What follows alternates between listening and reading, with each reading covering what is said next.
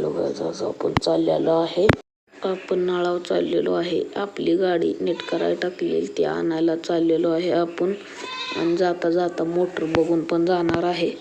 हे बघा रस्ता लागलेला आहे. हो आहे दुकान आहे. परत इकडून टिप्पराला परत वळलो आत.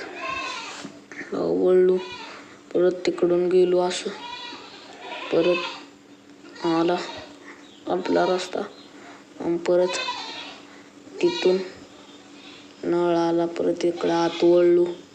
आत वळून आत गेलो.